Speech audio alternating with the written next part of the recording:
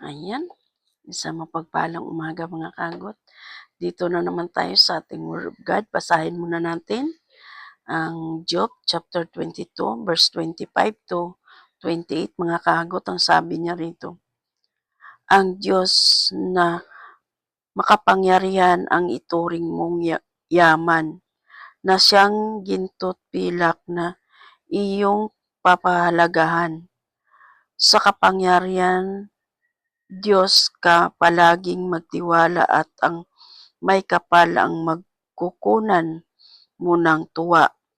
Pakikinggan niya ang iyong panalangin, kaya't ang mga panata mo ay iyong tuparin.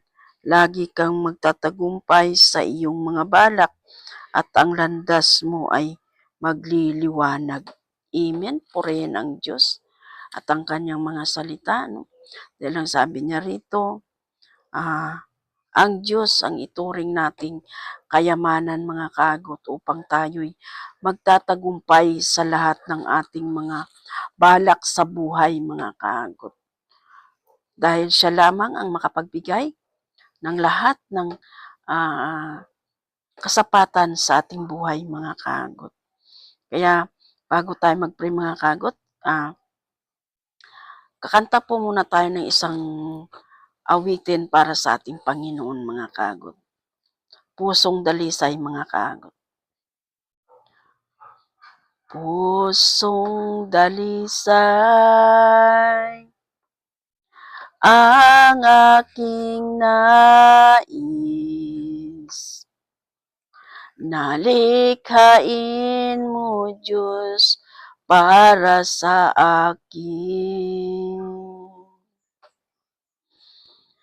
Isang pusong tapat na sa'yo'y nagmamahal. Isang pusong sa'yo'y walang anilangan.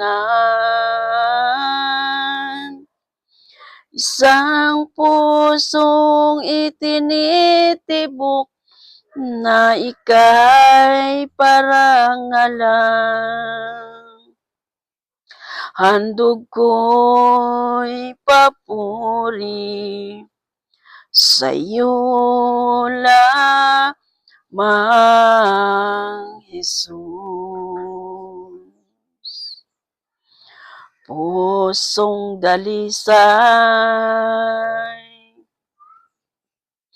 ang aking nais, nalikhain mo Diyos para sa akin. Pusong dalisay ang aking nais, dalikhain mo Diyos para sa akin. Isang pusong tapat na sa'yo'y nagmamahal. Isang pusong sa'yo'y walang anilangan. Isang pusong itinitibok na ika'y parangalan. Handog ko ay papuri sa'yo lamang, Jesus. Handog ko ay papuri sa'yo lamang, Jesus.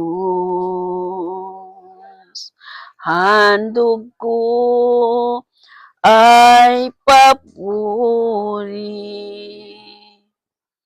sa'yo lamang, Jesus. Hallelujah. Hallelujah. Hallelujah.